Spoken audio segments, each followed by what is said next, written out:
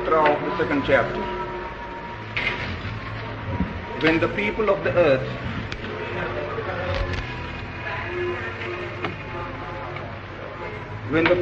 earth all know beauty as beauty, there arises the recognition of ugliness. When the people of the earth all know the good as good, there arises the recognition of evil. इस पहले सूत्र का अनुवाद इस प्रकार है। जब पृथ्वी के प्राणी सौम्य की सौम्यता से परिचित होते हैं, तभी से विरूपता की पहचान शुरू होती है। जब वे कुशल व्यक्ति के कौशल से परिचित होते हैं, तब उन्हें इस बात का बोध होता है कि कौशल का अभाव क्या है।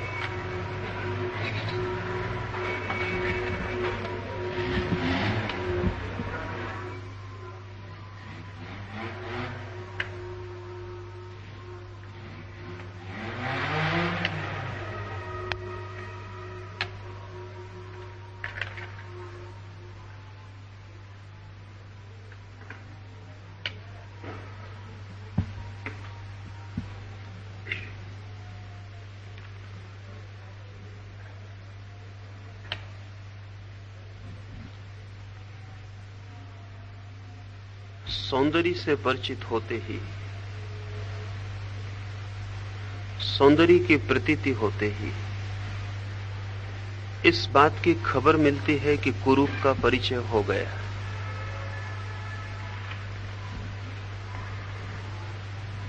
शुभ का बोध अशुभ के बोध के बिना असंभव है। लाओत्से ने अपने प्रथम सूत्रों में जो बात कही है, उसे एक नए आयाम से पुनः दोहराया है। लाओत्से ये कह रहा है, जो व्यक्ति सुंदर को अनुभव करता है, वो बिना कुरूप का अनुभव किए सुंदर को अनुभव न कर सकेगा। जिस व्यक्ति के मन में सौंदर्य की प्रतीति होती है, उस व्यक्ति के मन में उतनी ही कुरूपता की प्रतीति भी होगी। असल में जिसे कुरूप का कुछ भी पता नहीं है, उसे सौंदर्य का भी कोई पता नहीं होगा। जो व्यक्ति शुभ होने की कोशिश करता है, उसके मन में अशुभ की मौजूदगी जरूर ही होगी। जो अच्छा होना चाहता है, वो बुरा हुए बिना अच्छा ना हो सकेगा।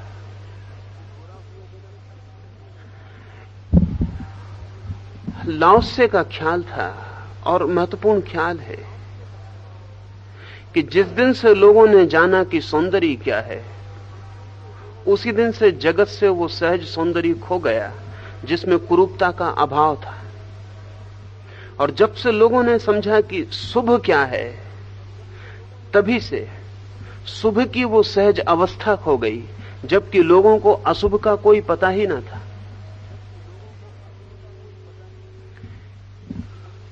इसे हम ऐसा समझें, यदि हम मनुष्य के पुरातन अति पुरातन में प्रवेश करें, यदि मनुष्य की प्रथम सौम्य सरल और प्राकृतिक नैसर्गिक अवस्था का ख्याल करें, तो हमें वहां सौंदर्य का बोध नहीं मिलेगा, लेकिन साथ ही वहां कुरूपता के बोध का भी अभाव होगा। वहां हमें ईमानदार लोग नहीं मिलेंगे, क्योंकि बेईमानी वहां संभव नहीं थी। वहां हमें चोर खोजे से नहीं मिलेंगे, क्योंकि साधु वहां नहीं होता था। लाओत्से ये कह रहा है कि सारा जीवन हमारा सदा ही द्वंद से निर्मित होता है। अगर किसी समाज में लोग बहुत ईमानदार होने के लिए आतुर हों, तो वो केवल इस बात की खबर देते हैं कि वो समाज बहुत बेईमान हो गया है। अगर किसी समाज में माँ बाप अपने बच्चों को सिखाते हो कि सच बोलना धर्म है, तो जानना चाहिए कि उस समाज ने जीवन की जो सहज सच्चाई है वो खो दी है, और उस समाज में असत्य बोलना व्यवहार बन गया है। लाओत्से ये कह रहा है कि हम उसी बात पर जोर देते हैं जिससे विपरीत पहले ही मौजूद हो गया होता है। अगर हम बच्चों से कहते हैं झूठ मत बोलो, तो उसका अर्थ इतना ही है कि झूठ काफी जोर से प्रचलित है। अगर हम उनसे कहते हैं ईमानदार बनो, तो उसका मतलब इतना ही है कि बेईमानी ने घर कर लिया है। लाओत्से के पास कथा है कि कन्फ्यूशियस मिलने गया था। कन्फ्यूशियस इस पृथ्वी पर जो नैतिक विचारक हुए हैं उनमें श्रेष्ठतम है। नैतिक विचारक, धार्मिक नहीं। कन्फ्यूशियस कोई धार्मिक विचारक नहीं है, और नैतिक विचारक, मॉरल थिंकर। कन्फ्यूशियस उन लोगों में से है जिन्होंने सिर्फ मनुष्य कैसे अच्छा हो इस संबंध में गहनतम चिंतन और विचार किया है।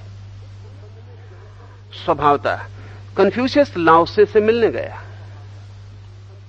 ये सुन के कि लाओत्से बहुत बड़ा धार्मिक व्यक्ति है, तो मैं लाओत्से से प्रार्थना करूं कि तुम भी लोगों को समझाओ कि वो अच्छे कैसे हो जाएं, ईमानदार कैसे हो जाएं, चोरी क्यों ना करें, कैसे चोरी से बचें, कैसे अचोर बने, कैसे क्रोध छोड़ें, कैसे क्षमावान बने, हिंसा कैसे मिटे, अहिंसा कैसे आए, तुम भी लोगों को समझाओ। तो कन्फ्यूशियस लाओत्से से मिलने गया। लाओत्से अपने झोपड़े के बाहर बैठा है। कन्फ्यूशियस ने कहा, लोगों को समझाओ कि वो अच्छे कैसे हो जाएं। लाओत्से ने कहा, जब तक बुराई ना हो तब तक लोग अच्छे कैसे हो सकेंगे। बुराई होगी तो ही लोग अच्छे हो सकेंगे। तो मैं तो ये समझाता हूं कि बुराई कैसे ना हो, अच्छे की मैं फिक्र नहीं करता हूं। मैं तो वो स्थिति चाहता हूं जहां अच्छे का भी पता नहीं चलता है कि कौन अच्छा है। कन्फ्यूशियस की समझ में कुछ भी ना पड़ा। कन्फ्यूशियस ने कहा, लोग बेईमान हैं, उन्हें ईमानदारी समझानी है। लाओत्से ने कहा कि जिस दिन से तुमने ईमानदारी की बात की उसी दिन से बेईमानी प्रगाढ़ हो गई है। मैं वो दिन चाहता हूं जहां लोग ईमानदारी की बात ही नहीं करते।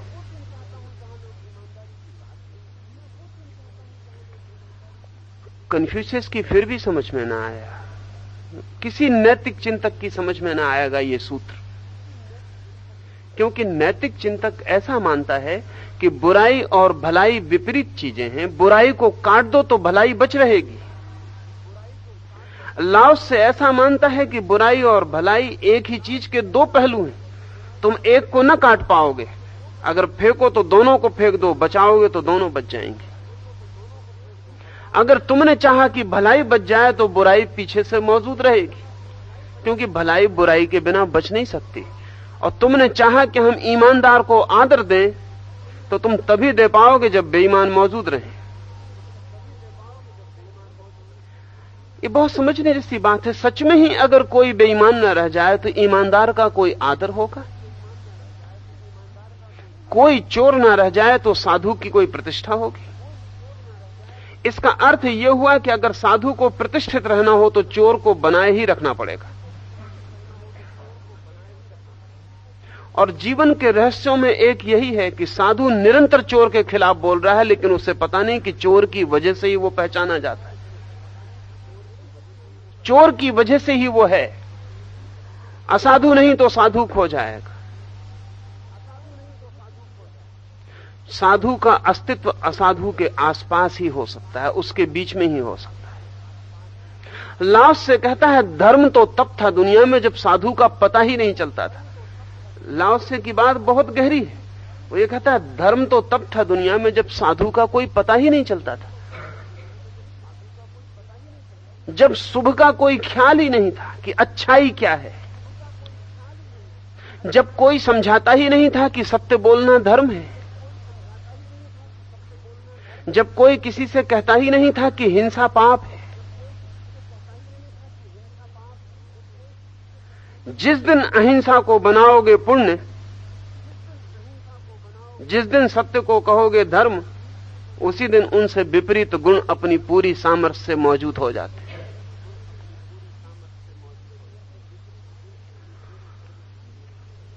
लाओत्से ने कन्फ्यूशियस से कहा कि तुम सब भले लोग शांत हो जाओ, तुम दुनिया में भलाई की बातें बंद करो, और तुम पाओगे कि अगर तुम भलाई को बिल्कुल छोड़ने में समर्थ हो तो बुराई छूट जाएगी।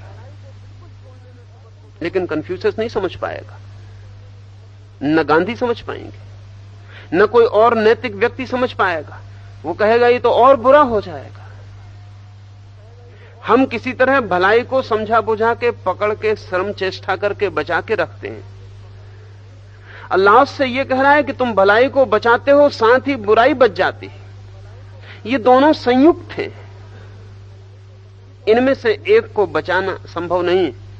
या तो दोनों बचेंगे या दोनों हटा देने पड़ेंगे। अल्लाह से कहता है धर्म की अवस्था वो है जहां दोनों नहीं रह जाते। इसको वो कहता था सरल ताओ स्वभाव का, धर्म का जगत।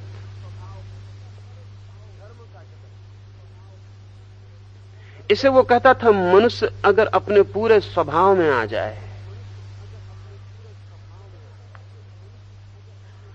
तो न वहां बुराई है न वहां भलाई है। वहां ऐसा मूल्यांकन नहीं है, वैल्यूएशन नहीं है। वहां ना निंदा है न प्रशंसा है।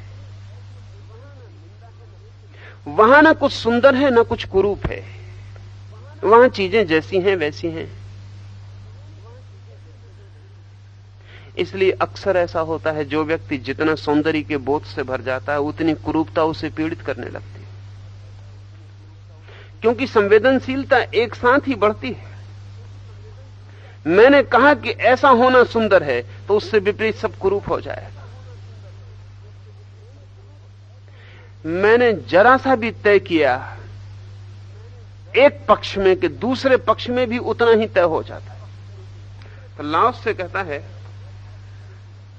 when the people of the earth all know beauty as beauty, जब पृथ्वी के लोग पहचानने लगते हैं कि सौंदर्य ये रहा, ये है सौंदर्य, जब वे सौंदर्य को सौंदर्य कहने लगते हैं, there arises the recognition of ugliness।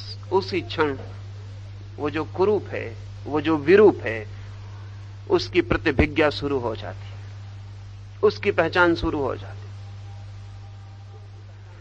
And when the people of the earth all know the good as good, और जब शुभ को शुभ पहचानने लगते हैं पृथ्वी के लोग, there arises the recognition of evil, वहीं अशुभ की पहचान शुरू हो जाती। बड़ा कठिन सूत्र है।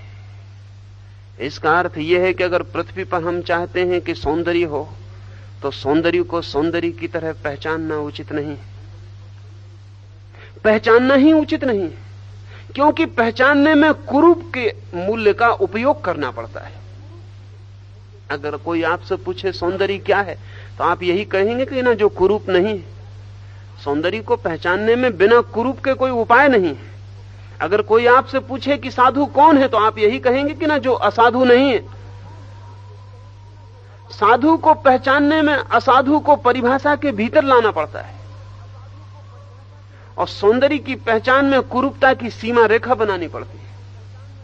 तो लाओस से कहता है सौंदर्य को सौंदर्य की तरह जब नहीं पहचाना जाता, सौंदर्य तो होता ही है, लेकिन जब उसे कोई पहचानता नहीं, जब कोई उस पर लेबल नहीं लगाता, नाम नहीं देता कि ये रहा सौंदर्य, जब सौंदर्य अनाम है तब कुरूपता पैदा नहीं होती।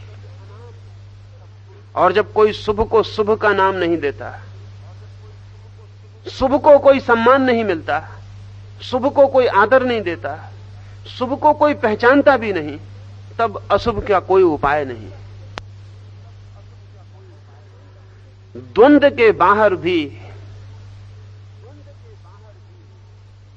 एक शुभ है, द्वंद्व के बाहर भी एक सौंदर्य है, और उस सौंदर्य को सौंदर्य नहीं कहा जा सकता, और उस शुभ को शुभ नहीं कहा जा सकता। उसे कुछ कहने का उपाय नहीं, उस संबंध में मौन ही रह जाना एकमात्र उपाय। लाओसे ने कहा कन्फ्यूशियस वापस जाओ, और तुम नैतिक लोग ही इस जगत को विकृत करने वाले हो। You are the mischief makers. तुम जाओ, तुम कृपा करो, किसी को शुभ बनाने की तुम कोशिश मत करो, क्योंकि तुम्हारे शुभ बनाने की कोशिश से लोग सिर्फ अशुभ में उतरेंगे। बहुत संभावना तो यह है कि बाप जब बेटे से पहली बार कहता है कि सत्य बोलना धर्म है, तब बेटे को पता भी नहीं होता कि सत्य क्या है और असत्य क्या है। जब पहली बार बाप अपने बेटे से कहता है झूठ बोलना पाप है, तब तक बेटे को पता भी नहीं होता कि झूठ क्या है। और बाप का यह कहना कि झूठ बोलना पाप है, बेटे में झूठ के प्रति पहले आकर्षण का जन्म होता है। अगर उसके पहले बेटे ने झूठ भी बोला है तो झूठ जान के नहीं बोला है।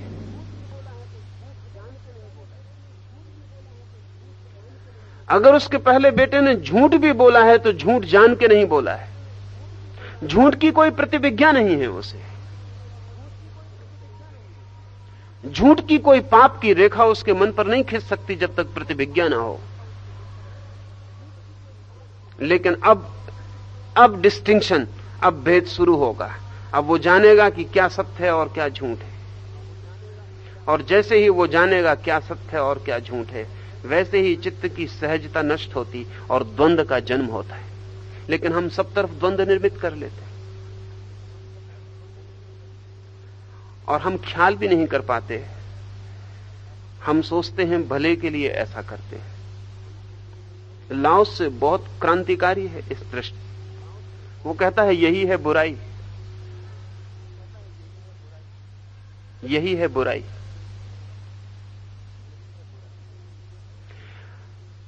हम जब भी बुराई को जन्म देते हैं तो भलाई के बहाने देते हैं। असल में बुराई को सीधा जन्म दिया नहीं जा सकता। जब भी हम बुराई को जन्म देते हैं, भलाई के बहाने देते हैं। हम भलाई को ही बनाने जाते हैं और बुराई निर्मित होती है। बुराई को कोई सीधा निर्मित नहीं करता। एक आदिवासी है, आदिम है, जंगल में रहता है। उसे हमारे जैसा सौंदर्य का बोध नहीं है। उसे हमारे जैसा कुरूपता का भी बोध नहीं है।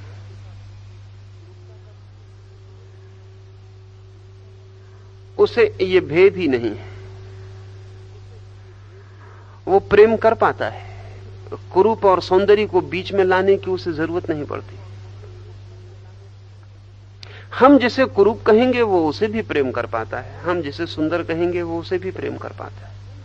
उसका प्रेम कोई सीमा नहीं बांधता। सुंदर को ही प्रेम मिलेगा ऐसा नहीं, कुरूप को नहीं मिलेगा ऐसा नहीं। वो सबको प्रेम कर पाता है। सुंदर और कुरूप की धारणा विकसित नहीं है। हम धारणा विकसित करते हैं। हम सुंदर और कुरूप को अलग करते हैं। तब बड़े मजे की बात है कि हम सुंदर को भी प्रेम नहीं कर पाते। जो बड़े मजे की बात है वो ये है कि बिना धारणा के वो आदिम आदमी कुरूप को भी प्रेम कर पाता जिसे हम कुरूप कहें। लेकिन हम धारणा को विकसित करके सुंदर को भी प्रेम नहीं कर पाते। पहले हम सोचते हैं कि सुंदर को हम प्रेम कर पाएंगे, इसलिए हम कुरूप को अलग करते हैं और सुंदर को अलग करते हैं। फिर सुंदर को भी हम प्रेम नहीं कर पाते, क्योंकि द्वंद्व से भरा हुआ चित्त प्रेम करने में असमर्थ है। और सुंदर और कुरूप का द्वंद्व, और जिसे आपने सुंदर कहा है वो कितनी देर सुंदर रहेगा। ये बहुत मजे की बात है कि जिसको आपने कुरूप कहा है वो सदा के लिए कुरूप हो जाएगा, और जिसको आपने सुंदर कहा है वो 2 दिन बाद सुंदर नहीं रह जाएगा। हाथ में क्या पड़ेगा? ये कभी आपने ख्याल किया? जिसको आपने कुरूप कहा है वो स्थायी हो गया, उसकी कुरूपता सदा के लिए तय हो गई। लेकिन जिसको आपने सुंदर कहा है 2 दिन बाद उसे आप सुंदर न कह पाएंगे, उसका सौंदर्य खो जाएगा। तब अंततः ऐसे द्वंद्वग्रस्त मन के हाथ में सौंदर्य बिल्कुल नहीं पड़ेगा, कुरूपता ही कुरूपता इकट्ठी हो जाएगी। और एक आदिम चित्त है जो भेद नहीं करता, कुरूप और सौंदर्य की कोई रेखा नहीं बांटता। हम जिसे कुरूप कहें उसे भी प्रेम कर पाता है, और चूंकि प्रेम कर पाता है इसलिए सभी उसके लिए सुंदर हो जाता है। ध्यान रहे, हम उसे प्रेम करते हैं जो सुंदर है।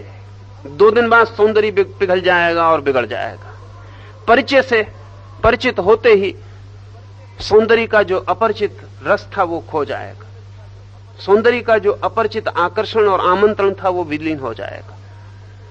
हम उसे प्रेम करते हैं जो सुंदर है, 2 दिन बाद सौंदर्य खो जाएगा, फिर प्रेम कहां टिकेगा?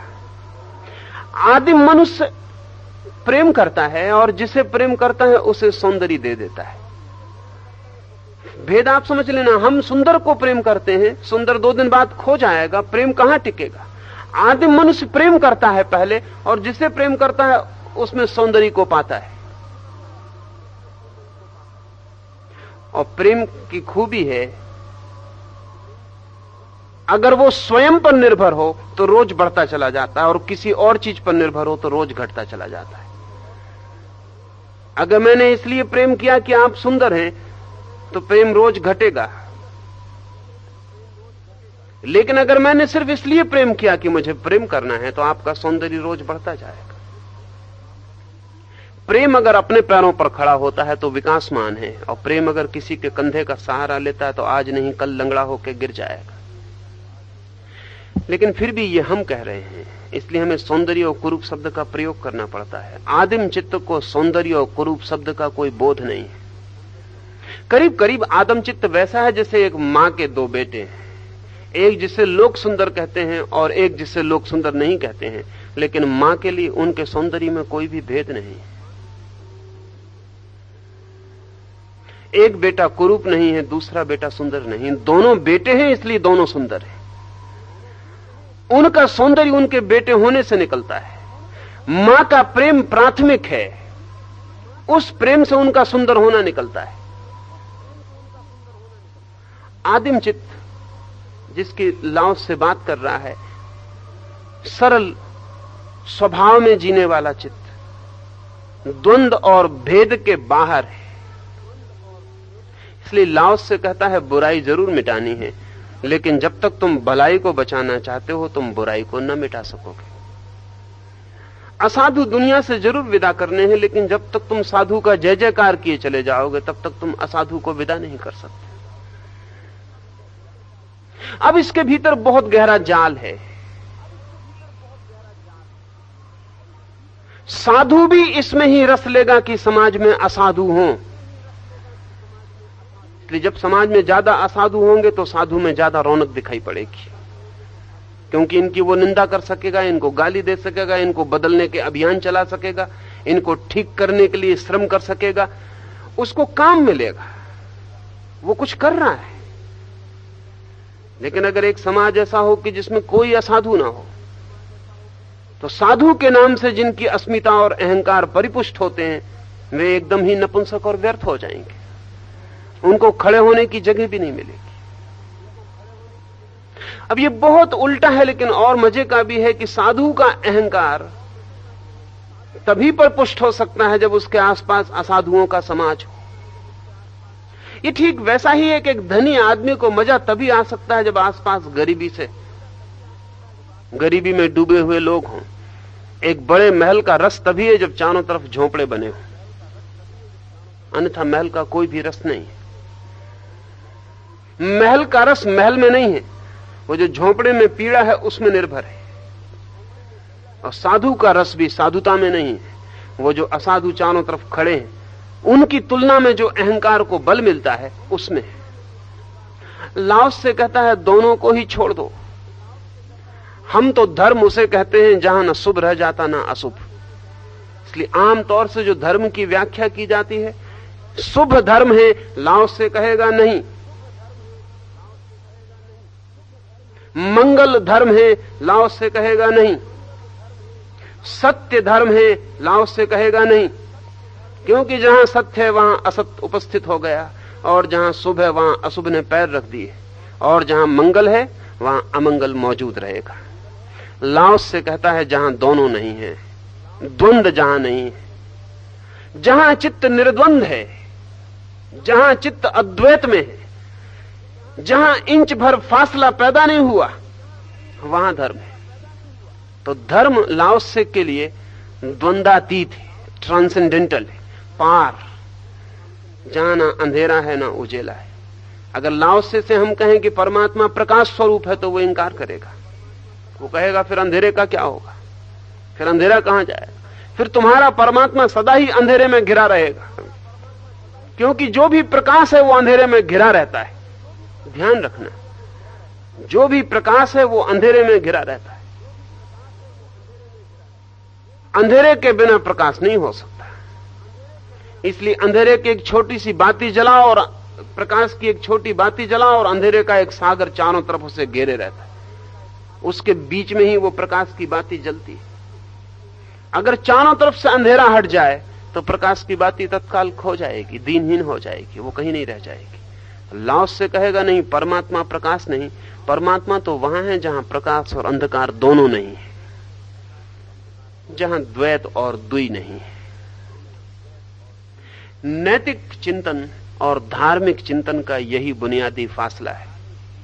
नैतिक चिंतन सदा जीवन को दो हिस्सों में बांटता है, एक को करता है निंदित, एक को देता है सम्मान, और जिसको सम्मान देता है उसको बढ़ावा देता है, पुरस्कार देता है, जिसकी निंदा करता है उसको अपमानित करता है, उसको दीन करता है। पर आपने कभी सोचा कि इस पूरी की पूरी स्ट्रेटेजी में राज क्या है? इस नीति शास्त्र की सारी व्यवस्था में राज क्या है? सीक्रेट क्या है? सीक्रेट है अहंकार। हम कहते हैं चोर बुरा है, निंदित है, अपमानित है, तो हम लोगों के अहंकार को ये कहते हैं कि अगर तुम चोरी करते हुए पकड़े गए तो तुम्हारी बड़ी अप्रतिष्ठा होगी, अपमान पाओगे, दो कौड़ी के रह जाओगे, लोग तुम्हें बुरी दृष्टि से देखेंगे। अगर चोरी ना करोगे तो सम्मान पाओगे, लोग फूलमालाएं पहनाएंगे और रथ यात्राएं निकालेंगे, लोग सम्मान करेंगे, तुम्हारे नाम की प्रतिष्ठा होगी, तुम यश पाओगे। इस लोक में ही नहीं परलोक में भी यश पाओगे, स्वर्ग के दावेदार बनोगे। और अगर बुरा किया तो नरक में सड़ोगे, पाप और ग्लानि में। पर हम कर क्या रहे हैं? अगर इन दोनों के बीच हम देखें तो हम कर क्या रहे हैं? बुरे आदमी के अहंकार को हम चोट पहुंचा रहे हैं और भले आदमी के अहंकार की हम पूर्ति कर रहे हैं। और हम सबको यही सिखा रहे हैं कि अपने अहंकार की पूर्ति चाहते हो तो अच्छे बनो, अगर बुरे बने तो अहंकार को नुकसान पहुंचेगा। नीति शास्त्र का सारा ढांचा अहंकार पर खड़ा हुआ है। और बड़े मजे की बात यह है कि हमें यह कभी ख्याल में नहीं आता कि अहंकार के ढांचे पर नीति शास्त्र खड़ा कैसे हो सकता है। अहंकार से ज्यादा अनैतिक और क्या होगा? लेकिन सारी व्यवस्था नीति की अहंकार पर खड़ी है। लाओस से जब ये कह रहा है तो अहंकार का पूरे ढांचे को गिरा रहा है। वो कह रहा है कि हम शुभ अशुभ को स्वीकार नहीं करते, हम पाप पुण्य को स्वीकार नहीं करते, हम तो वो चित्त दशा चाहते हैं जहां द्वैत का भाव ही नहीं है। लेकिन वहां अहंकार का भी भाव नहीं रह जाएगा। धर्म निरअहंकार स्थिति है और नीति अहंकार पर ही खड़ी हुई व्यवस्था है। हमारा सारा उपक्रम बच्चे से लेकर बूढ़े तक अहंकार के ही आसपास घूमता है। हम बच्चों को स्कूल में कहते हैं प्रथम आओ अन्यथा अपमानित हो, प्रथम आते हो तो सम्मान है, अच्छे अंक पाते हो तो सम्मान है, कम अंक पाए तो अपमान है। फिर वही खेल हम जारी रखते हैं पूरे जीवन में। बूढ़े को भी हम यही कहते हैं कि अगर अच्छा किया तो ज्यादा अंक पाओगे, स्वर्ग मिलेगा, अच्छा नहीं किया नरक जाओगे, अंक कम मिलेंगे, पराजित हो जाओगे, अपमानित हो जाओगे। इस जगत में भी पृथ्वी पर नाम नहीं मिलेगा, परलोक में भी नाम को खोओगे, पर नाम ही।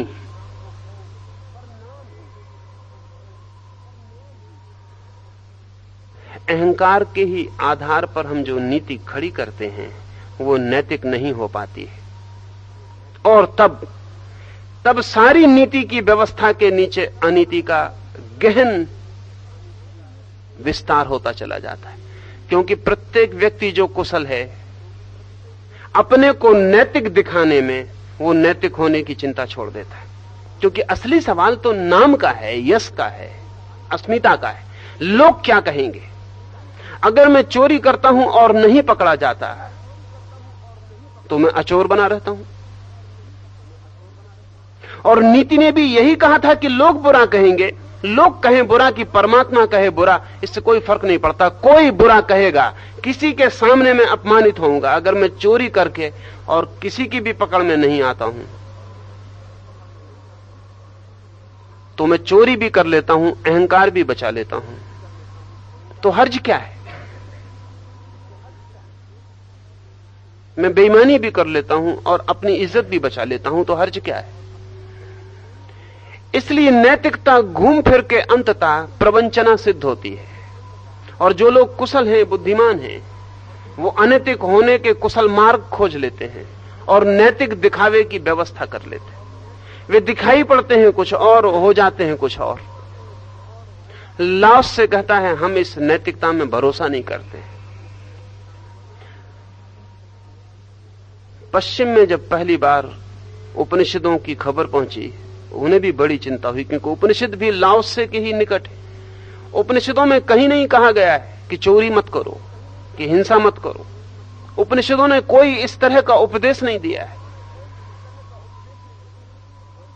तो पश्चिम तो ईसाइयत के 10 कमांडमेंट से परिचित था। व्यभिचार मत करो, चोरी मत करो, झूठ मत बोलो, ये तो धर्म के आधार है। और जब उपनिषद पहली दफा अनुवादित हुए, या लाओसे का ताओ ते किंग पहली दफा अनुवादित हुआ, तो पश्चिम के लोगों ने कहा ये पूरब के लोग तो अनैतिक मालूम होते हैं, ये इनके महर्षि हैं, इसमें एक भी शब्द धर्म का नहीं है। क्योंकि धर्म का मतलब यह है कि समझाओ लोगों को कि चोरी मत करो, बेईमानी मत करो, धोखा मत दो। ये तो इनमें कहीं भी नहीं कहा गया है। ये किस तरह के धर्मशास्त्र हैं? पश्चिम में पहला जो संपर्क हुआ पूरब के गहन विचार का, तो पश्चिम के लोगों को लगा कि ये सब अनैतिक सिद्धांत है। जैसे जैसे गहराई बढ़ी समझ की और पश्चिम और निकट आया और गहरे गया, वैसे उन्हें पता चला कि ये अनैतिक नहीं है। एक नई उन्हें धारणा, एक नई कैटेगरी बनानी पड़ी, अति नैतिक की। 3 कोटियां बनानी पड़ी, अनैतिक, इमॉरल, नैतिक, मॉरल, और अति नैतिक, एमॉरल या ट्रांसमॉरल। धीरे धीरे ख्याल में आया कि ये शास्त्र न तो नैतिक है ना अनैतिक है। ये नीति की बात ही नहीं करते, ये किसी और ही रहस्य की बात कर रहे हैं जो नीति के पार चला जाता है। ये शास्त्र ही धर्मशास्त्र है। ये बहुत मजे की बात है। नास्तिक भी नैतिक हो सकता है और अक्सर आस्तिक से ज्यादा नैतिक होता है, क्योंकि आस्तिक की तो नैतिकता भी एक सौदा है।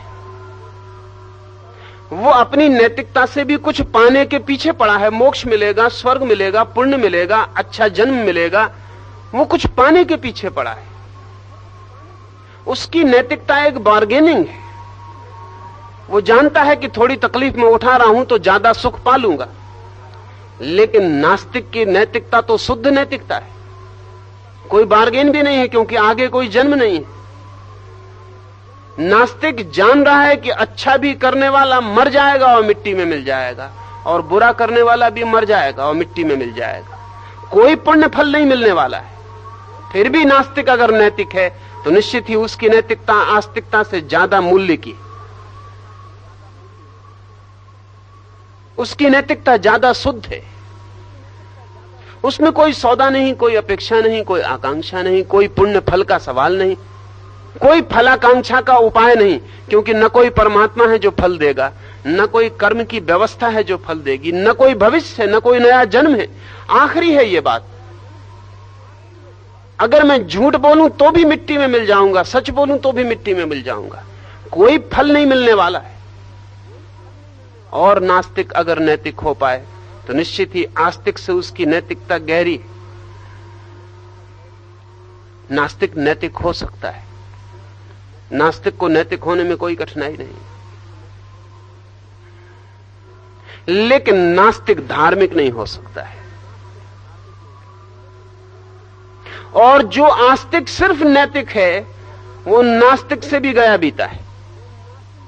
धार्मिक हो आस्तिक तभी उसकी आस्तिकता का कोई मूल्य है, अन्यथा उसकी आस्तिकता नास्तिक की नैतिकता से भी नीची है, क्योंकि वो कुछ कर रहा है कुछ पाने के लिए। अगर आस्तिक को पता चल जाए कि नहीं कोई परमात्मा है तो उसकी नैतिकता अभी डगमगा जाए।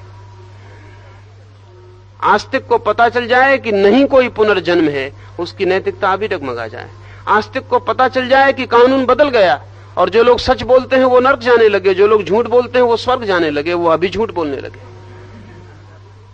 नास्तिक को फर्क नहीं पड़ेगा, आपका ईश्वर रहे ना रहे, नर्क स्वर्ग में बदलाहट हो जाए, नास्तिक को कोई फर्क नहीं पड़ेगा, क्योंकि वो उसके आधार नहीं है, उनके कारण वो नैतिक नहीं है। वो नैतिक है तो इसलिए कि वो कहता है कि नैतिक होने में सुख है, मेरा विवेक कहता है नैतिक होने को, इसलिए मैं नैतिक हूं, और कोई प्रयोजन नहीं है। मैं अपने को ज्यादा स्वच्छ और शांत पाता हूं, इसलिए नैतिक हूं, और कोई प्रयोजन नहीं है। आस्तिक तो तभी आस्तिक होता है जब वो धार्मिक हो, नैतिक होने से नहीं होता। नैतिक तो नास्तिक भी हो जाता है और आस्तिक से बेहतर हो जाता है। लाओस से आस्तिकता का आधारभूत सूत्र कह रहा है, वो ये कह रहा है कि तुम द्वंद्व में मत बांटो जीवन को, दोनों के पार हटो। हमारे मन में फौरन डर पैदा होगा, हमारे मन में जो कि हम नीति से बंधे हैं, हमारे मन में डर पैदा होगा कि अगर दोनों के पार हुए तो अनैतिक हो जाएंगे। तत्काल जो लाओसे की बात सुन के ख्याल में आएगा वो ये आएगा, अगर दोनों के पार हुए तो फिर चोरी क्यों ना करें। हमारे मन में सवाल उठेगा, अगर दोनों ही छोड़ देने हैं तो दुनिया बुरी हो जाएगी, क्योंकि हम अच्छे तो ऊपर ऊपर से हैं, बुराई सब भीतर भरी है। अगर हमने जरा भी शिथिलता की तो अच्छाई तो टूट जाएगी, बुराई फैल जाएगी। ये भय हमारे भीतर का वास्तविक भय है। लेकिन लाओस से कहता है कि जो अच्छाई के भी पार जाने को तैयार है वो बुराई में गिरने को कभी तैयार नहीं होगा। जो अच्छाई तक को छोड़ने को तैयार है उसे तुम बुराई में कैसे गिरा पाओगे। असल में सब बुराइयों में गिरने का कारण भी अहंकार होता है, और हमने अहंकार को ही अच्छाई में चढ़ने की सीढ़ी बनाई और वही बुराई में गिरने का कारण। लाओस से कहता है कि जो अच्छाई तक में चढ़ने को उत्सुक नहीं वो बुराई में गिरने को राजी नहीं होगा, और जो अच्छाई में चढ़ने को उत्सुक है उसे बुराई में गिरने को कभी भी फुसलाया जा सकता है, क्षण भर, और वो नीचे गिर जाएगा। अगर उसको ऐसा दिखाई पड़े कि बुराई अच्छाई से ज्यादा फल दे सकती है, क्योंकि फल के कारण ही वो अच्छाई कर रहा है, अगर उसे ऐसा दिखाई पड़े कि बुराई से अहंकार ज्यादा तृप्त होगा बजाय अच्छाई के, तो वो अभी बुराई में चला जाएगा, क्योंकि वो अच्छाई में भी अहंकार के लिए गया है। लाओस से कहता है जो अच्छाई और बुराई दोनों के पार चला जाता है उसके गिरने का भी कोई उपाय नहीं, उसके उठने का भी कोई उपाय नहीं। वो पहाड़ों पे भी नहीं चढ़ता, वो खाइयों में भी नहीं उतरता, वो जीवन की समतल रेखा पर आ जाता। उस समतल रेखा का नाम रित, उस समतल रेखा का नाम ताओ, जहां इंच भर वो नीचे भी नहीं गिरता, ऊपर भी नहीं उठता। उस समतल रेखा का नाम धर्म। तो लाओस से कहता है कि मैं तुमसे नहीं कहता कि तुम बुराई छोड़ो, मैं तुमसे नहीं कहता कि तुम अच्छाई पकड़ो, मैं तुमसे कहता हूं तुम ये समझो कि अच्छाई और बुराई एक ही चीज के दो नाम हैं। तुम ये पहचानो कि ये दोनों संयुक्त घटनाएं हैं, और जब तुम ये पहचान लोगे ये दोनों संयुक्त हैं तो तुम इन दोनों के पार हो सकोगे।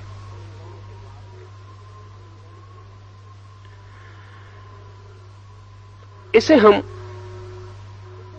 कुछ और तरह से समझ लें तो शायद ख्याल में आ जाए। एक फूल के पास आप खड़े हैं, क्या जरूरी है यह कहना कि उसे सुंदर कहें? क्या जरूरी है यह कहना कि उसे कुरूप कहें? और क्या आपके कहने से फूल में कोई अंतर पड़ता है? आपके कहने से फूल में कोई भी अंतर नहीं पड़ता, लेकिन आपके कहने से आप में जरूर अंतर पड़ता है। अगर आप सुंदर कहते हैं तो आपका फूल के प्रति व्यवहार और हो जाता है, अगर आप कुरूप कहते हैं तो आपका फूल के प्रति व्यवहार और हो जाता है। आपके कहने से फूल में अंतर नहीं पड़ता, लेकिन आप में अंतर पड़ता है। और सच में ही क्या है आधार कहने का कि फूल सुंदर है? क्या है क्राइटेरियन? कौन सा है तराजू जिससे आप नापते हैं कि फूल सुंदर है? बड़ी कठिनाई में पड़ेंगे। अगर कोई पूछे कि क्यों, तो क्या है आधार? गहरे से गहरा आधार यही होगा कि मुझे पसंद पड़ता है। लेकिन आपकी पसंद की सौंदर्य का कोई नियम है? कुरूप का क्या होगा आधार कि मुझे पसंद नहीं पड़ता है, लेकिन आपकी नापसंदगी को परमात्मा ने नियम बनाया है कि वो कुरूप होगी चीज जो नापसंद है। पसंद और नापसंद क्या खबर देती है? आपके बाबत खबर देती है, फूल के बाबत कोई भी खबर नहीं देती, क्योंकि मैं उसी फूल के पास खड़े होकर दूसरी पसंद की जाहिर कर सकता हूं।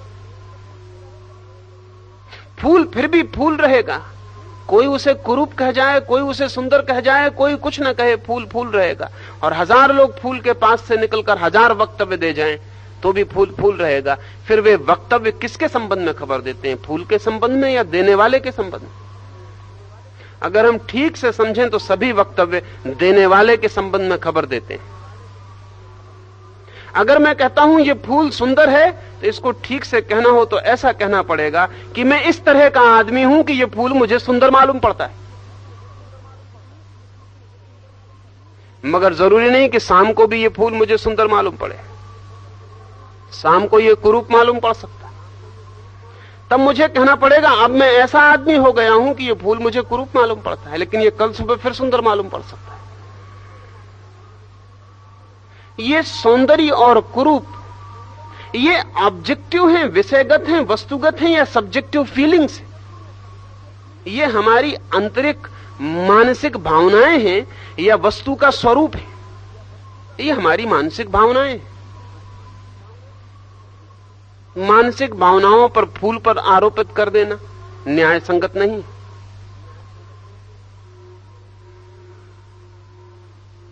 आप कौन हैं फूल पर आरोपित हो जाने वाले? कौन सा अधिकार है? कोई भी अधिकार नहीं, पर हम सब आरोपित कर रहे हैं अपने को। फूल के पास एक दिन खड़े होकर देखें, न कहें सुंदर न कहें कुरूप, इतना ही काफी है कि फूल है। खड़े रहें चुपचाप, संभालें अपनी पुरानी आदत को जो तत्काल कह देती है सुंदर या कुरूप। रुकें जजमेंट से, निर्णय ना लें, खड़े रहें। उधर रहे फूल, इधर रहे आप, बीच में कोई निर्णय ना हो कि सुंदर की कुरूप। और थोड़े दिन के अभ्यास से जिस दिन यह संभव हो जाएगा कि आपके और फूल के बीच में कोई भावधारा ना रहे, कोई निर्णय ना रहे, उस दिन आप फूल के एक नए सौंदर्य का अनुभव करेंगे जो सौंदर्य और कुरूप के पार है। उस दिन फूल के आविर्भाव आपके सामने नया होगा। उस दिन आपकी कोई मानसिक धारणा नहीं होगी। उस दिन आपकी पसंद नापसंद नहीं होगी। उस दिन आप बीच में नहीं होंगे, फूल ही खिला होगा अपने पूर्णता में। और जब फूल अपनी पूर्णता में खिलता है, हमारे किसी बिना मनोभाव की बाधा के, तब उसका एक सौंदर्य है जो सुंदर और कुरूप दोनों के पार है। ध्यान रखना, जब मैं कह रहा हूं कि उसका एक अपना सौंदर्य है जो हमारी धारणाओं के पार है। लाओस से कहता है, उसे हम कहते हैं सौंदर्य, जहां कुरूपता का पता ही नहीं। लेकिन तब सौंदर्य का भी पता नहीं होता जैसे सौंदर्य को हम जानते हैं।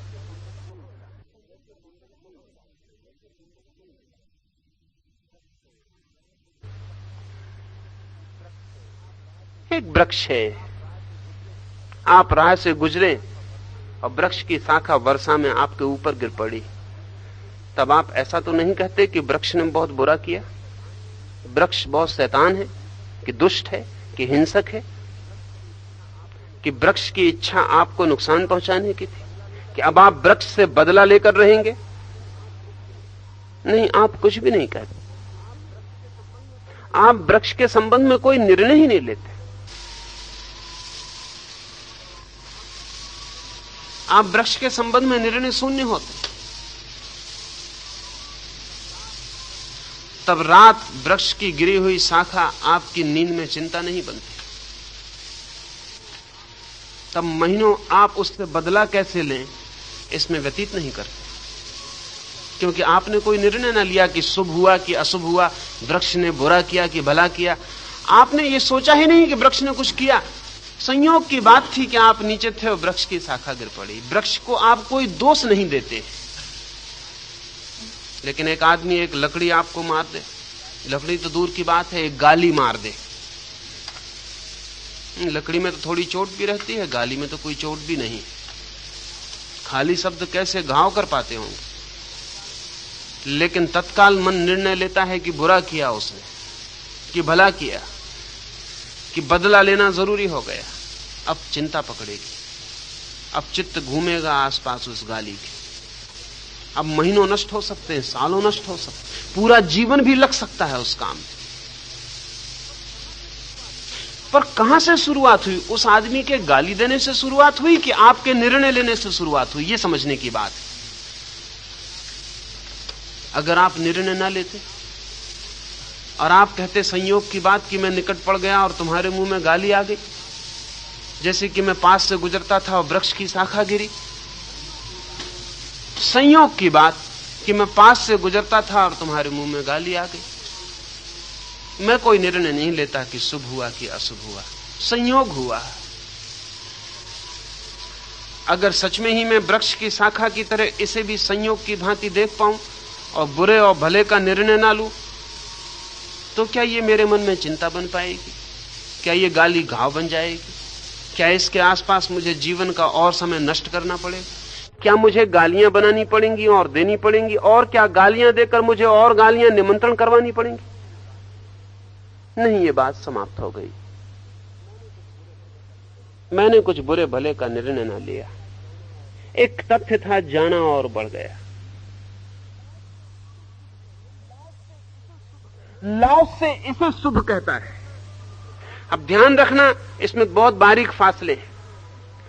जीसस कहेंगे कि जो तुम्हारे गाल पर एक चांटा मारे, दूसरा गाल उसके सामने कर देना। लाओ से कहेगा ऐसा मत करना। जीसस कहेंगे जो गाल पर तुम्हारे एक चांटा मारे, दूसरा उसके सामने कर देना। लेकिन लाओ से कहेगा अगर दूसरा तुमने उसके सामने किया तो तुमने निर्णय ले लिया, तुमने निर्णय ले लिया। एंड यू हैव रिएक्टेड, और तुमने प्रतिक्रिया भी कर दी। माना कि तुमने गाली नहीं दी, लेकिन चांटा तुमने मार दिया। तुमने दूसरा गाल सामने किया ना। जीसस कहते हैं अपने शत्रु को भी प्रेम करना। लाओस से कहेगा नहीं, ऐसा मत करना, क्योंकि तुमने प्रेम भी प्रकट किया तो भी इतना मान लिया कि वो शत्रु है। लाओसे की बात बहुत बहुत पार है। लाओस से कहेगा शत्रु को प्रेम करना, तो शत्रु तो मान ही लिया। फिर तुमने क्या किया? शत्रु को गाली दी, घृणा की या प्रेम किया, ये दूसरी बातें हैं। लेकिन एक बात तय हो गई कि वो शत्रु है।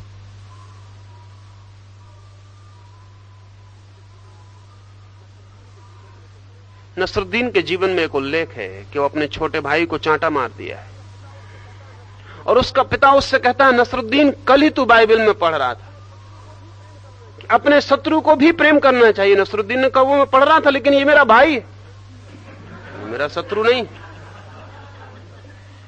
मैं बिल्कुल मानता हूं, लेकिन ये मेरा शत्रु है ही नहीं।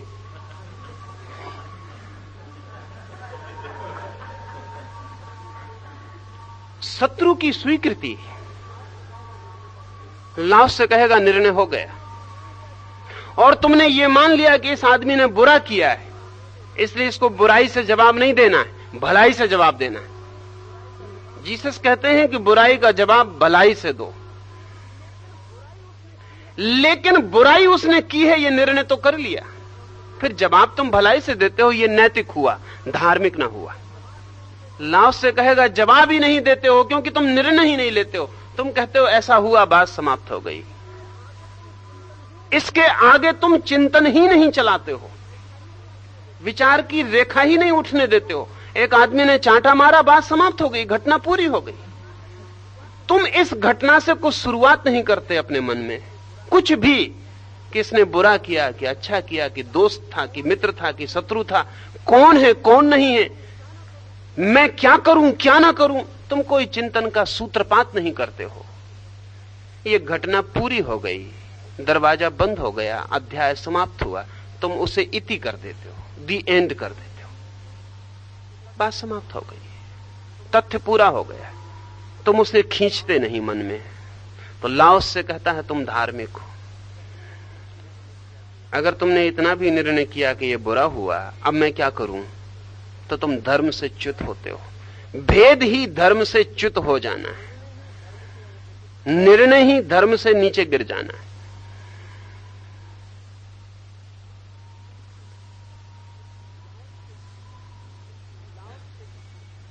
लाओसे की समस्त चेष्टा, चित्त की जो बंधी हुई आदत है चीजों को दो में तोड़ लेने की, उससे आपको सजग करना है कि चित्त दो में तोड़ पाए उसके पहले आप जाग जाना।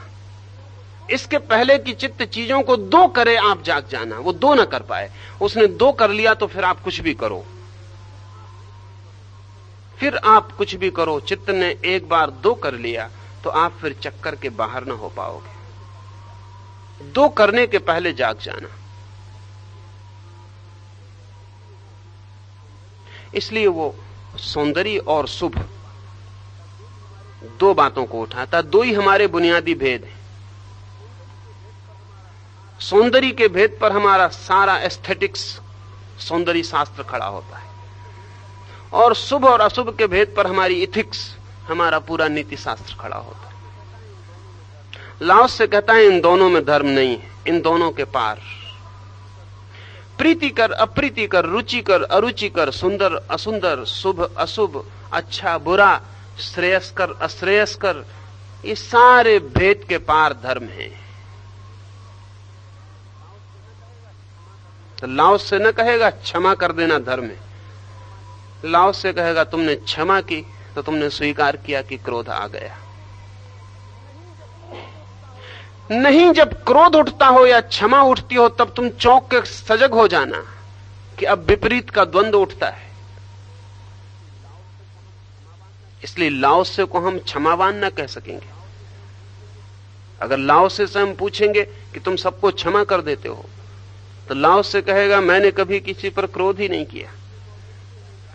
लाओसे को अगर किसी ने गाली दी है तो हमें लगेगा कि उसने क्षमा कर दिया क्योंकि वो कुछ भी नहीं बोला, अपनी राह चला गया, पर हमारी भूल है। लाओसे से हम पूछेंगे तो वो कहेगा नहीं, मैंने क्रोध ही नहीं किया। क्षमा का तो सवाल ही नहीं उठता। क्षमा तो तभी संभव है जब क्रोध हो जाए, और जब क्रोध ही हो गया तो फिर क्या क्षमा होगी? फिर सब लीपापोती, फिर सब पीछे से इंजाम है, मलम पट्टी। लाओस से कहता हमने क्रोध ही ना किया, इसलिए क्षमा करने की झंझट में हम पड़े ही नहीं। वो तो दूसरा कदम था, जो क्रोध कर लिया होता तो करना पड़ता। लाओस से का गहरे से गहरा जोर इस बात पर है कि जहां द्वंद्व उठे उसके पहले ही सजग हो जाना, और निर्द्वंद में ठहरना, द्वंद्व में मत उतरना।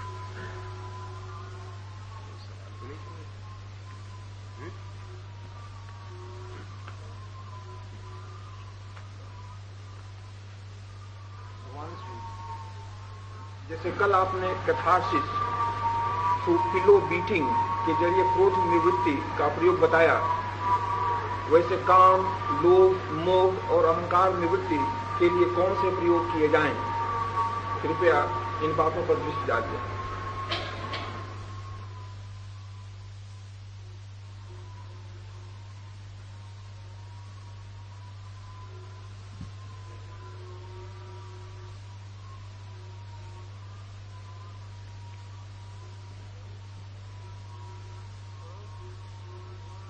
काम, क्रोध, लोभ, मोह, अहंकार,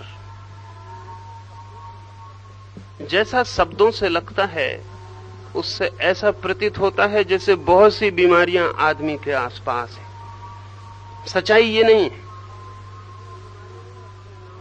इतनी बीमारियां नहीं हैं जितने नाम हमें मालूम। बीमारी तो एक ही है। ऊर्जा एक ही है जो इन सब में प्रकट होती है। अगर काम को आपने दबाया तो क्रोध बन जाता है।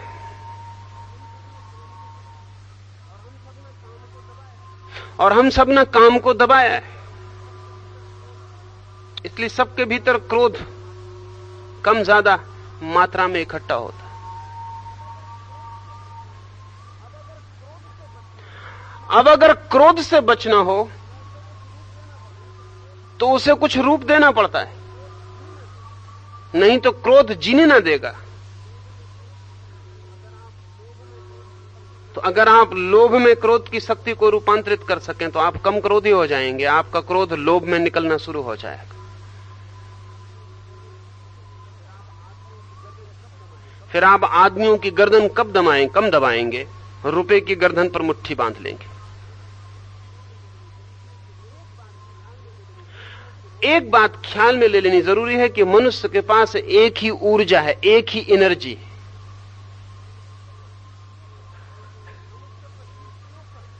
हम उसके 25 प्रयोग कर सकते हैं, और अगर हम विकृत हो जाएं तो वह 1000 धाराओं में बह सकती है।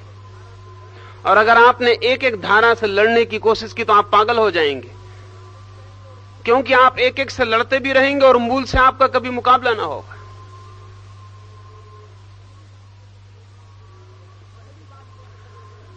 तो पहली बात तो यह समझ लेनी जरूरी है कि मूल ऊर्जा एक है आदमी के पास, और अगर कोई भी रूपांतरण, कोई भी ट्रांसफॉर्मेशन करना है तो मूल ऊर्जा से सीधा संपर्क साधना जरूरी है। उसकी अभिव्यक्तियों से मत उलझिए।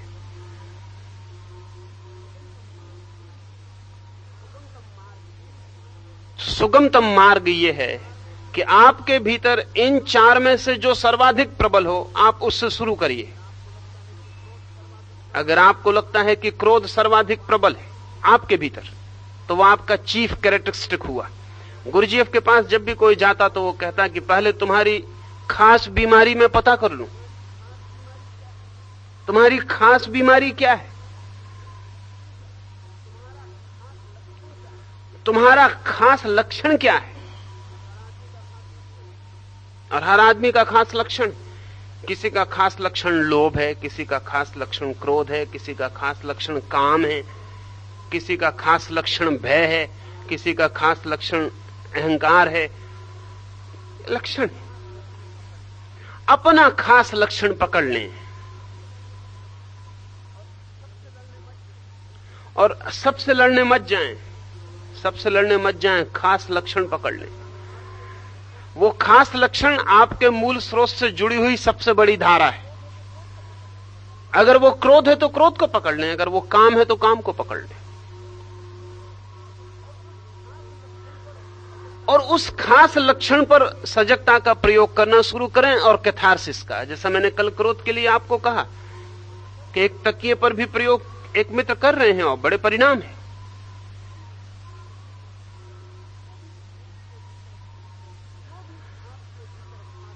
जो भी आपके भीतर खास लक्षण हो उस पर 2 काम करें। पहला काम तो यह कि उसकी पूरी सजगता बढ़ाएं, क्योंकि कठिनाई यह है सदा कि जो हमारा खास लक्षण होता है उसे हम सबसे ज्यादा छिपा के रखते हैं।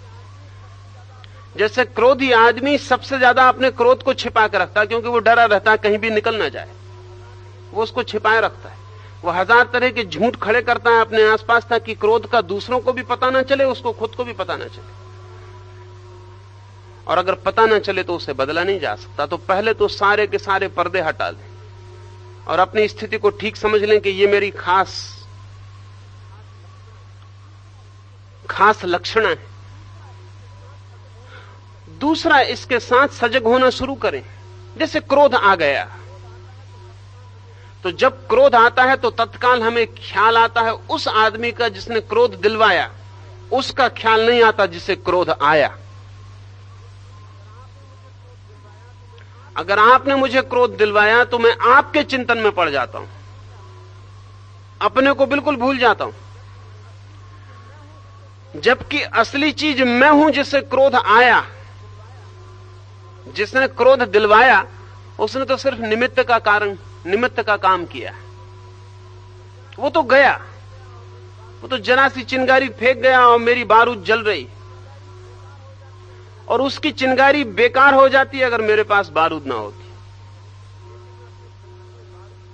लेकिन मैं अपने जलते हुए बारूद के भवन को नहीं देखता, अब मैं उसकी चिंगारी को देखता हूं और सोचता हूं कि जितनी आग मुझ में जल रही है वो आदमी फेंक गया। वो आदमी नहीं फेंक गया इतनी आग, वो तो चिंगारी फेंक गया। ये आग तो मेरी बारूद है जो जल के इतना बड़ा रूप ले रही। ये इतनी आग वो आदमी नहीं फेंक गया, उसको पता भी नहीं होगा, हो सकता अनजाने ही फेंक गया, उसको ख्याल भी ना हो कि आप जल रहे हैं घर में। आप इस सारी आग को उस आदमी पे आरोपित करते हैं, और इसलिए जब आप उस पर नाराज होते हैं तो उसकी समझ में भी नहीं आता कि इतनी तो कोई बात भी न थी, उसकी भी समझ में नहीं आता। ये इसलिए हमेशा कठिनाई होती है क्योंकि आप जितनी आरोपित करते हैं वो आपकी है, इसलिए वो भी चौंकता है कि इतनी तो कोई बात भी नहीं कही थी आपसे, आप इतने पागल हुए जा रहे हैं। उसकी समझ के बाहर होता है। जिस पर भी आपने कभी क्रोध किया है आपको पता होगा कि उसकी समझ के बाहर पड़ा है कि इतने क्रोध की तो कोई बात ही न थी। आप पर भी किसी ने क्रोध किया है तो आप भी यही सोचते हैं कि इतनी तो बात ही न थी, बात जरा सी थी, आप इतना बड़ा कर रहे हैं। लेकिन एक नेचुरल फेलेसी है, एक सहज भ्रांति है, और वो ये है कि जितनी आग मुझ में जलती है मैं समझता हूं आपने जलाई। आप चिंगारी फेंकते हैं, बारूद मेरे पास तैयार है, वो बारूद पकड़ लेती है आग को, और कितनी बढ़ जाएगी कहना कठिन है। और जब भी हमें क्रोध पकड़ता है तो हमारा ध्यान उस पर होता है जिसने क्रोध शुरू करवाया। अगर आप ऐसा ही ध्यान रखेंगे तो क्रोध के कभी बाहर ना हो सकेंगे। जब कोई क्रोध करवाए तब उसे तत्काल भूल जाइए और अब इसका स्मरण करिए जिसको क्रोध हो रहा है, और ध्यान रखिए जिसने क्रोध करवाया है उसका आप कितना ही चिंतन करिए, आप उसमें कोई फर्क ना करवा पाएंगे। फर्क कुछ भी हो सकता है तो इसमें हो सकता है जिससे क्रोध हुआ है। तो जब क्रोध पकड़े, लोभ पकड़े, काम वासना पकड़े,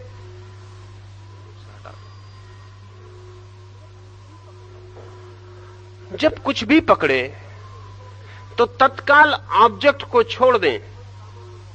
एक स्त्री को देख के मन कामातुर हो गया, एक पुरुष को देख के मन कामातुर हो गया, ध्यान रखिए वही घटना घट रही, उसने तो सिर्फ चिंगारी दी, शायद उसे पता भी ना हो।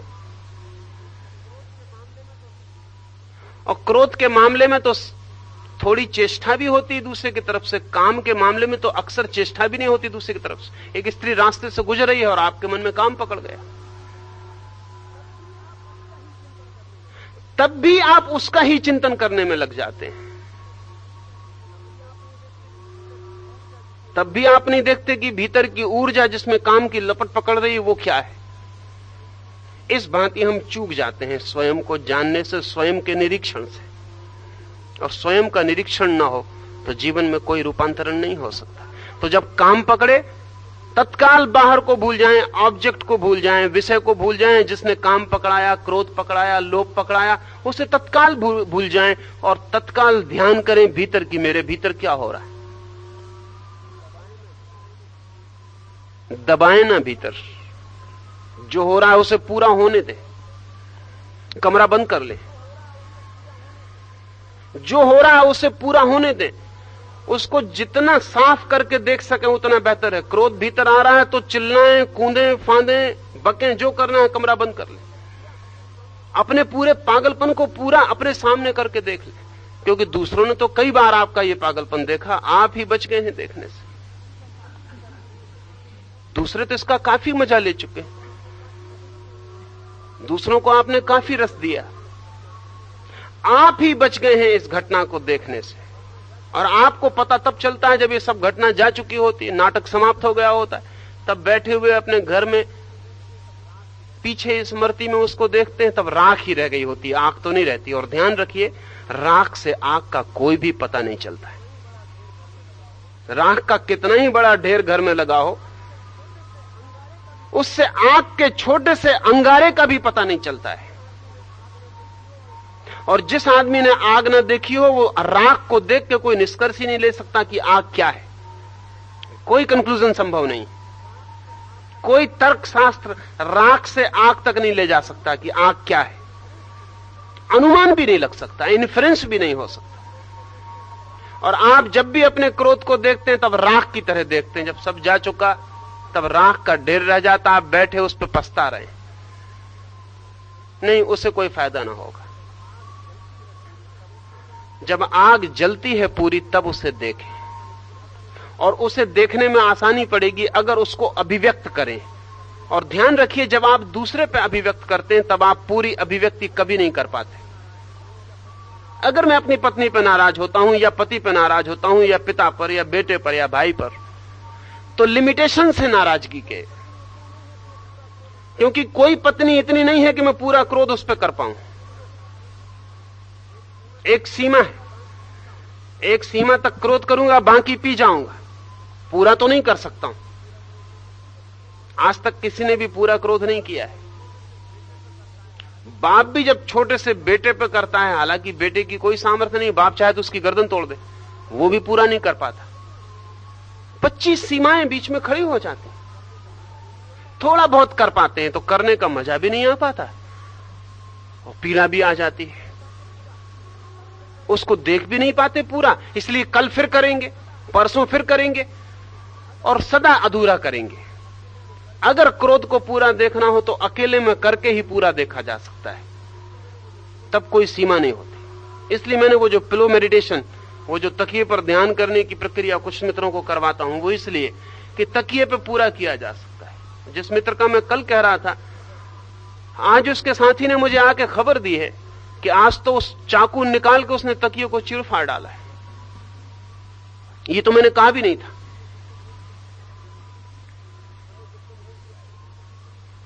हमें एकदम हंसी आएगी कि तकिए को कोई चाकू से कैसे चीरेगा फाड़ेगा, लेकिन जब जिंदा आदमी को चीर फाड़ सकते हैं हम, तब हंसी नहीं आती। तो तकिए को चीरने फाड़ने में कौन सी कठिनाई है। और जब एक आदमी जिंदा आदमी को भी चीरता फाड़ता है,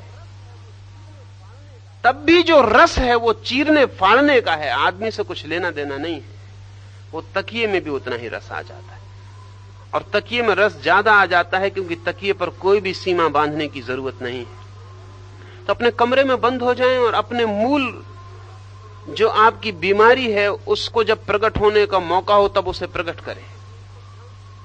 इसको मेडिटेशन समझें, इसको ध्यान समझें, उसे पूरा निकालें, उसको आपके रोए रोए में प्रकट होने दें। चिल्लाएं, कूदे फांदे, जो भी हो रहा है उसे होने दें, और पीछे से देखें। आपको हंसी भी आएगी, हैरानी भी होगी। ये मैं कर सकता हूं ये जान के भी चकित होंगे आप।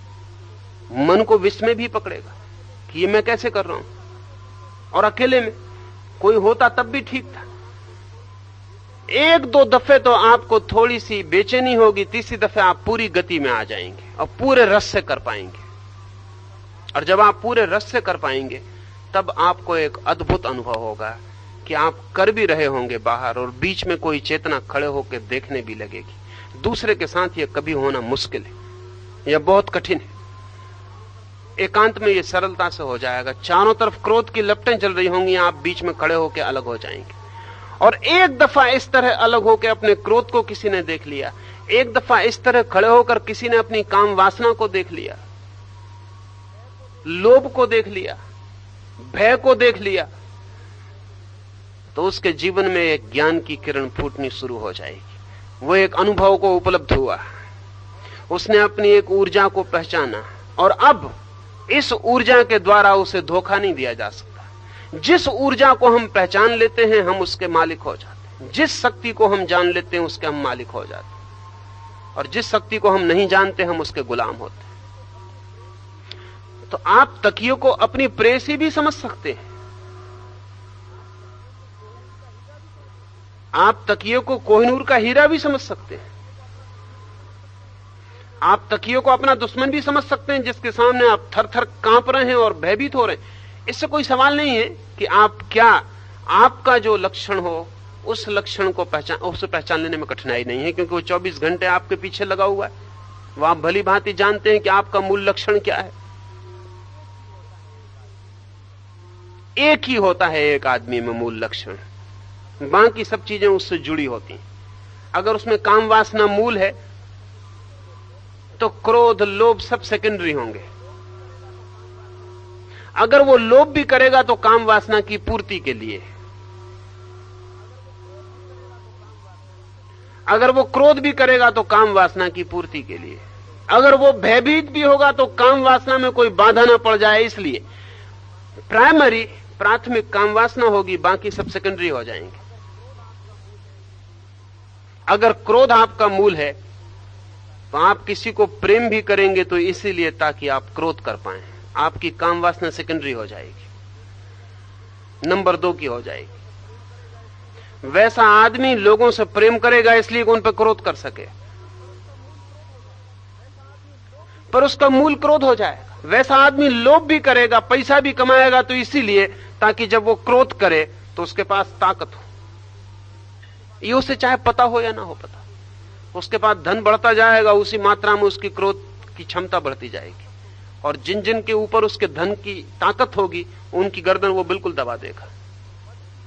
वैसा आदमी अगर पद की इच्छा करेगा तो इसीलिए कि पद पर पहुंच के वो क्रोध को पूरी तरह कर पाए। कई बार दिखाई नहीं पड़ता कि क्रोध कितना छिपा रहता है। विंस्टन चर्चिल की एक लड़की ने शादी की एक ऐसे युवक से जिसको चर्चिल नहीं चाहता था कि वो शादी करे।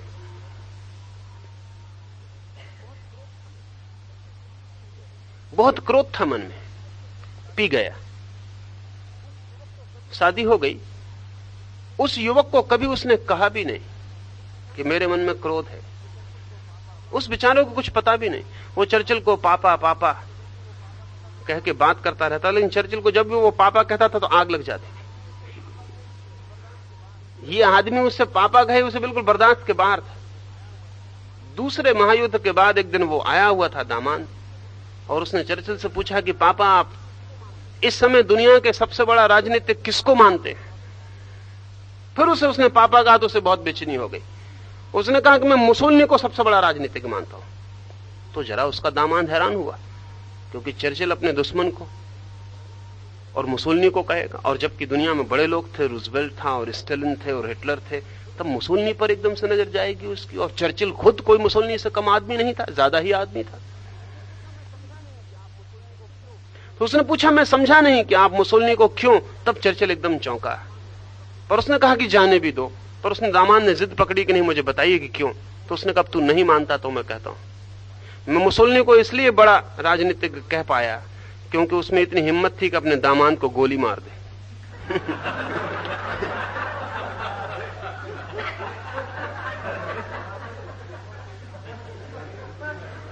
और कोई कारण नहीं उसने।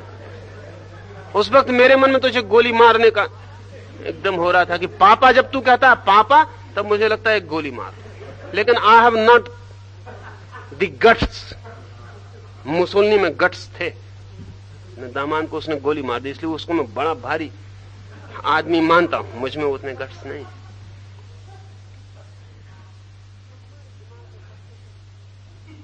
हमारे दिमाग में परतें हैं, छिपाए चले जाते हैं, दबाए चले जाते हैं, कभी उखड़ आती हैं, कभी निकल आती हैं, कभी दिखाई पड़ जाती हैं, कभी जीवन भर भी हम छिपाए चले जाते हैं। कई दफा ऐसा भी होता है कि आदमी समझता है कुछ और मुझ में ज्यादा है, कुछ होता और ज्यादा है। तो पहचान पहली तो जरूरी है कि अपना थोड़ा निरीक्षण करें। 1 महीने डायरी रखें, रोज लिखें कि आप रोज क्या कर रहे हैं। सर्वाधिक 3 बातों से पहचान करें। सर्वाधिक पुनरावृत्ति किस वृत्ति की होती है? लोभ की, काम की, भय की, क्रोध की, किसकी? सर्वाधिक आवृत्ति किसकी होती है 24 घंटे में? फिर जिस चीज की आवृत्ति सर्वाधिक होती है, साथ में यह भी देखें उसमें उसकी आवृत्ति में सर्वाधिक रस आता है।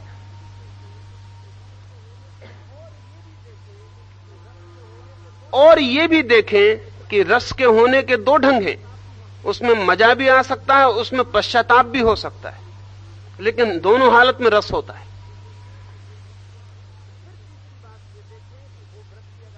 फिर तीसरी बात ये देखें कि वो वृत्ति अगर आपसे बिल्कुल काट दी जाए तो आपका व्यक्तित्व जैसा पुराना था वैसा ही रहेगा कि बिल्कुल बदल जाएगा। क्योंकि जो आपका चीफ कैरेक्टर है उसके बदलने से आपका पूरा व्यक्तित्व दूसरा हो जाए। आप सोच ही ना पाएंगे कि मैं कैसा होऊंगा अगर आप उस हिस्से को काट दें। एक 15 दिन डायरी रखें और 15 दिन पूरे 24 घंटे का हिसाब किताब रख के निकालें नतीजा की क्या है बात। एक पर आप पहुंच जाएंगे जो प्राइमरी होगा, और तब उस आधारभूत वृत्ति के प्रति सजग हों, और जब भी वो वृत्ति जगे तब एकांत में उसकी अभिव्यक्ति का दर्शन करें, साक्षी बने। उसकी कैथारसिस भी हो जाएगी, उसका रेचन भी होगा, उसकी पहचान भी बढ़ेगी, और आप अपने संबंध में ज्यादा मालिक अनुभव करने लगेंगे। इस प्रक्रिया से गुजरने के लिए अगर लाओत्से की बात ख्याल में रखेंगे तो और सरलता हो जाएगी। अगर आप क्रोध को सिर्फ इसलिए जानना चाहते हैं कि क्रोध से मैं कैसे मुक्त हो जाऊं, तो आपको जानने में बहुत कठिनाई पड़ेगी, क्योंकि मुक्त होने का जो भाव है उसमें आपने भेद निर्मित कर लिया। आप मानने लगे कि अक्रोध बहुत अच्छी चीज है, क्रोध बुरी चीज है, काम बुरी चीज है, अकाम अच्छी चीज है, लोभ बुरी चीज है, अलोभ अच्छी चीज है। अगर आपने ऐसा भेद खड़ा किया तो आपको जानने में बड़ी कठिनाई पड़ेगी, और अगर आप किसी तरह पार भी हुए तो वो पार होना सप्रेशन ही होगा, दमन ही होगा।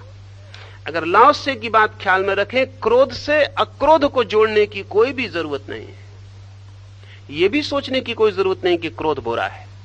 अभी तो हमें यही पता नहीं कि क्रोध क्या है, बुरा का निर्णय हम क्यों करें। बुरे का निर्णय उधार है। दूसरे लोग कहते हैं कि क्रोध बुरा है, सुन लिया है, हम भी कहते हैं क्रोध बुरा है और किए चले जाते हैं। नहीं, निर्णय छोड़ें, क्रोध क्या है इसे ही जानें। अभी जल्दी ना करें कि बुरा है अच्छा, कौन जाने।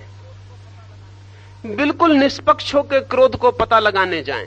अगर आप निष्पक्ष होकर गए तो क्रोध अपने भीतर दबी हुई सारी परतों को आपके सामने प्रकट कर पाएगा। अगर आप कह के गए मान के कि बुरा है, तो उसके गहरे हिस्से दबे रह जाएंगे, वो आपके सामने प्रकट ना होंगे। उनके प्रकट होने के लिए आपके चित्त का बिल्कुल ही निष्पक्ष होना जरूरी है, क्योंकि आपने दबाया ही इसलिए है कि बुरा है, इसलिए तो दबाया। अभी भी मान रहे हैं कि बुरा है तो दबाए चले जाएंगे। इसलिए एक बड़ी अद्भुत और दुर्भाग्यपूर्ण घटना घटती है कि जो लोग क्रोध से जितना बचना चाहते हैं उतने क्रोधी हो जाते हैं, क्योंकि बचने के लिए दबाना पड़ता है, और मुक्त होने के लिए जानना जरूरी है, और जानना दबाए हुए चित्त में असंभव है। निष्पक्ष होके जाएं, इतना ही जान के जाएं, आकाश में जैसे बिजली कौंधती है, न बुरी न भली, बादल गरजते हैं न बुरे न भले, ऐसे ही भीतर क्रोध की चमक है, लोभ की धाराएं बहती हैं, काम वासना की ऊर्जा सरकती है। ये सब है, ये शक्तियां हैं, इन्हें देखने जाएं निष्पक्ष मन से, कोई दुर्भाव लेकर नहीं, कोई निर्णय लेकर नहीं। कभी भी कंक्लूजन से शुरू ना करें, नहीं तो आप कंक्लूजन तक कभी ना पहुंचेंगे। कभी भी निष्कर्ष से शुरू ना करें, निष्कर्ष को अंत में आने दें, नहीं तो आपकी हालत वैसी हो जाती है जैसे स्कूल का बच्चा किताब को उल्टा के पहले पीछे देख लेता उत्तर क्या है, और एक दफे उत्तर दिख गया तो बहुत मुसीबत हो जाती। उत्तर दिखने की जरूरत ही नहीं है, आपको तो प्रोसेस करना चाहिए, प्रक्रिया करनी चाहिए, उत्तर आएगा। उत्तर पहले देख लिया तो फिर उत्तर लाने की इतनी जल्दी हो जाती है कि प्रक्रिया करने की सुविधा नहीं रहती। और हम सब उत्तर लिए बैठे हैं, हम सब ने किताब उल्टा के देख ली, या हमारे सब बाप दादे उल्टी किताब ही हमारे हाथ में दे देते हैं कि पहले उत्तर मिल जाता है, पीछे प्रोसेस का पता चलता है। और कभी प्रोसेस का पता ही नहीं चलता, क्योंकि जिनको उत्तर पता है वो सोचते हैं जब उत्तर ही पता है तो प्रोसेस का क्या करना है। आपको पता ही है कि क्रोध बुरा है, आपको पता ही है कि काम वासना बुरी है। अभी 8 दिन पहले एक मित्र आए, उन्होंने कहा कि मैं आपको अभी गीता में सुना तो मुझे बहुत अच्छा लगा इसलिए आया हूं। पहले आपको मैंने काम वासना के ऊपर सुना तो मुझे इतना बुरा लगा कि मैंने आना छोड़ दिया था, मैंने आना छोड़ दिया था बिल्कुल। गीता सुनी तो बहुत अच्छी लगी तो मैं आया हूं। मैंने कहा कहिए क्या तकलीफ है? तो तकलीफ यही है कि काम वासना मन को बुरा सताती है। तो मैंने कहा मैं आपसे बात ना करूंगा, नहीं तो आपको फिर बुरा लगेगा। आप गीता पढ़ो और अपना रास्ता निकालो। कैसे अद्भुत लोग हो। मैंने कहा दरवाजे के बिल्कुल बाहर हो जाओ और दोबारा यहां मुझसे काम वासना के संबंध में पूछने मत आना। गीता के संबंध में कुछ पूछना हो तो आना, क्योंकि जो अच्छा लगता है वही पूछो।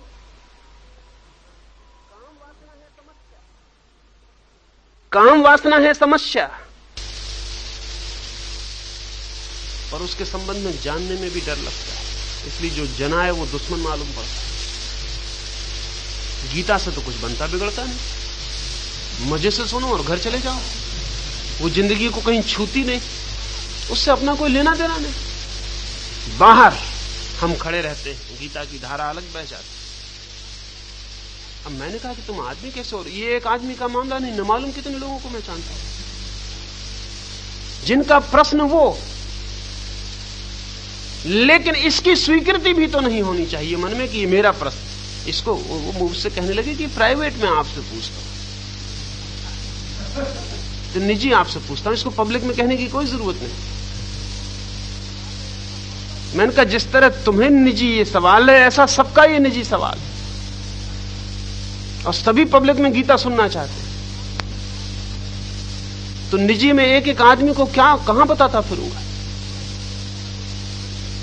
और जो असली तुम्हारी समस्या है वो तुम उठाने तक में डरते हो, और जो तुम्हारी समस्या नहीं उसको सुनने में मजा लेते हो। तो हजारों साल बीत जाते हैं और आदमी वैसे का वैसा बना रहता है। अपनी समस्या को पकड़ें, निष्कर्ष पहले से लेके मत जाएं। निष्कर्ष से जो शुरू करेगा वो निष्कर्ष पे कभी नहीं पहुंचता। समस्या से शुरू करें, निष्कर्ष हमें पता नहीं, ये मान के शुरू करें। हमें मालूम नहीं कि क्रोध अच्छा है कि बुरा है, सुंदर है क्या सुंदर है। अब हम इसे पूरा जान लें कि क्या है। और बड़े मजे की बात यह है, जो पूरा जान लेता है वो मुक्त हो जाता है, और जो मुक्त होना चाहता है वो पूरा जान नहीं पाता। ये जो कठिनाई है ये ख्याल में ले लें। जो मुक्त होना चाहता है उसने निष्कर्ष पहले ले लिया कि बुरा है। अब वो प्रक्रिया से गुजरने का सवाल ही नहीं। वो कहता वो तो मुझे मालूम ही है कि बुरा है, अब इतनी बता दीजिए कि मुक्त कैसे हो जाऊं। और मुक्त होने की एक ही प्रक्रिया है, पूर्ण बोध। और वो कहता है कि मुझे तो बोध है ही कि बुरा है, तब वो पूर्ण बोध की प्रक्रिया से नहीं गुजरता। तो आप प्रक्रिया से गुजरें, उसका पूर्ण बोध लें, दूसरे के उधार निष्कर्ष से बचें। बुद्ध कहते हो, महावीर कहते हो, कोई भी कहता हो, मैं कहता हूं, उससे कोई फर्क नहीं पड़ता कि बुरा है या भला है। आप निष्कर्ष ना लें। आप बिना निष्कर्ष के, निष्पक्ष, अनप्रेजुडिस्ड, बिना किसी धारणा के भीतर प्रवेश कर जाएं और देखें कि क्या है क्रोध।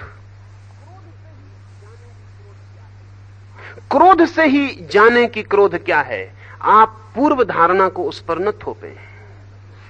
और जिस दिन आप क्रोध को उसकी परिपूर्ण नग्नता में, उसकी परिपूर्ण विकरालता में, उसकी परिपूर्ण आग में और जहर में जान लेंगे, उसी दिन आप पाएंगे आप अचानक बाहर हो गए। क्रोध है ही नहीं। और ऐसा किसी भी वृत्ति के साथ किया जा सकता है। वृत्ति से कोई फर्क नहीं पड़ता, प्रक्रिया एक ही होगी, बीमारी एक ही है, उसके नाम भर अलग हैं।